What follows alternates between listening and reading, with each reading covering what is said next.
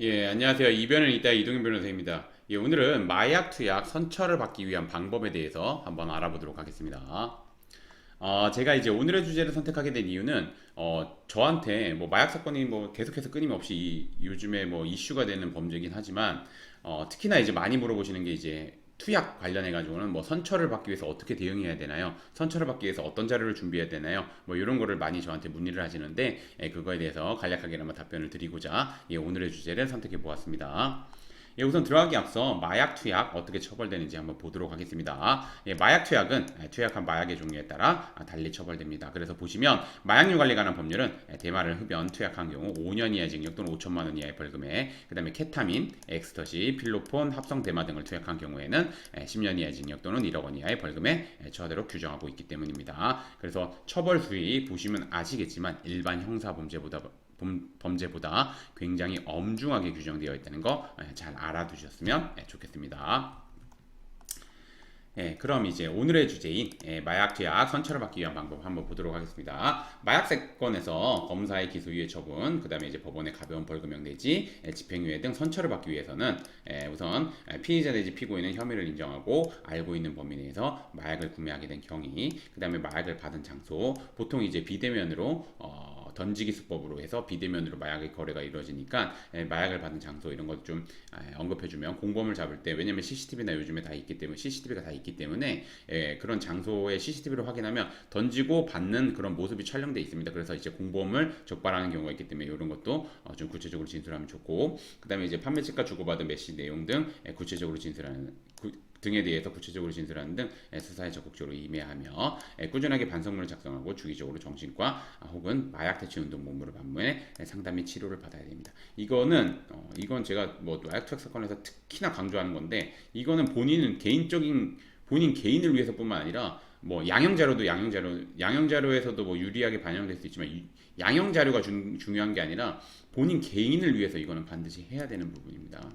그거는 그래서 제가 항상 투약 사건이 문제가 되면은 요거 정말 강조드립니다. 그런데 이를 바탕으로 피의자 내지 피고인은 진심으로 반성하고 있다는 점, 그 다음에 죄적을 은폐하기보다 알고 있는 범위 내에서 구체적으로 진술하는 등 수사에 적극적으로 임하였다는 점, 그 다음에 투약한 마약의 소량이라는 점, 뭐 소량이면, 그 다음에 일반적인 마약과 달리 뭐 불면증 등 치료 목적으로 마약을 접하게 되었다는 점, 뭐 이런 경우가 이제 클라이언트 분들 중에서는 좀 많아서 이런 내용 그냥 한번 써봤습니다. 그다음에 이제 주기적으로 정신과 혹은 마약 대체 운동 본부를 방문해 상담 및 치료를 받는 등 재범의 위험성이 없다는 점, 이런 것들을 적극적으로 주장하며 기소유예 처분, 가벼운 벌금형 혹은 집행유예를 내려달라고 법률적인 관점에서 합리적으로 주장을 해야지 이제 말 그대로 원하는 결과 얻을 수 있습니다.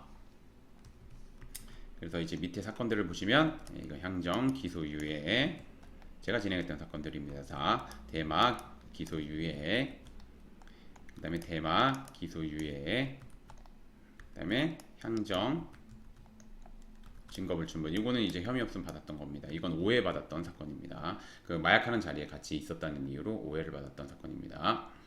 그리고 요거는 제가 진행했던 사건이고, 요건 뭐 필로폰 매수, 투약, 뭐 소지, 뭐 이런 것들이 문제됐었는데 벌금형, 가벼운 벌금형 나왔던 사건입니다. 이 외에도 뭐 제가 진행한 사건 중에서 뭐 집행유예 받은 것도 있고 뭐 굉장히 많습니다. 그런데 뭐 일부만 올려놓은 거 참고 부탁드립니다.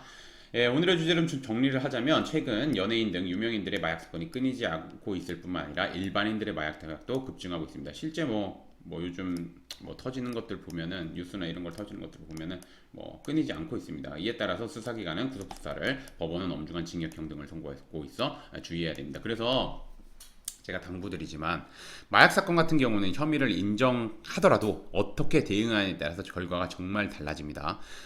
말 그대로 기소유예를 뭐 정말 잘 대응해서 기소유예를 받을 수 있는데 재판에 넘어가서 뭐 말 그대로 엄중하게 처벌되는 경우도 있고, 그렇기 때문에 정말 잘 대응해야 되고, 대응을 잘 하기 위해서 뭐 그러신 분들이 있습니다. 혐의를 인정하는데 변호사가 왜 필요하나요? 변호사가 굳이 필요하나요? 이렇게 말씀하시는 분들이 있는데, 변호사님들 같은 경우는 이제 뭐 특히나 이제 마약 사건을 많이 진행하시거나 마약 사건을 전문적으로 하시는 변호사님들을 보시면 그 각 사안에마다 중요한 양형 자료가 뭔지, 그다음에 이제 어떤 진술을 해야 되는지, 뭐 그런 것들, 그리고 재판을 어떻게 끌어 나가야 되는지 이런 거를 정확하게 코칭해주고 그렇게 끌고 나가기 때문에 결과가 달라지는 겁니다. 그래서 마약 사건은 아무리 가벼운 사안이라도 하더라도 보시면 아시겠지만 처벌 수위 굉장히 높고 특히나 이제 사회적으로 요즘에 이슈가 되기 때문에 뭐 과거에는 기소유예 처분이 나오는 사건이라고 하더라도 요즘 같은 경우는 다 재판 넘기거나 아니면 심지어는 구속해가지고 진행하는 경우도 많습니다.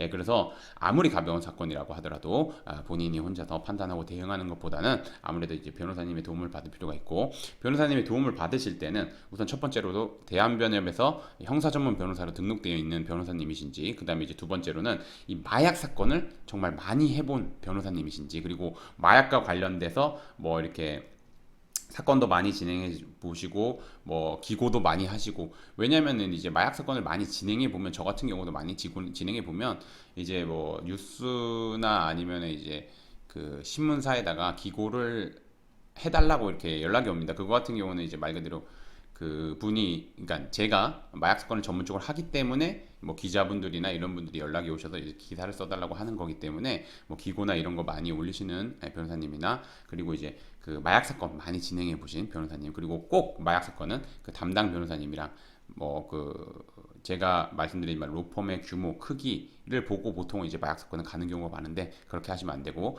변호사님 그러니까 마약 사건을 잘 진행하시는 변호사님이 누구신지 정확하게 확인한 다음에 그 변호사님을 찾아가셔야 된다는 거 다시 한번 말씀드리겠습니다.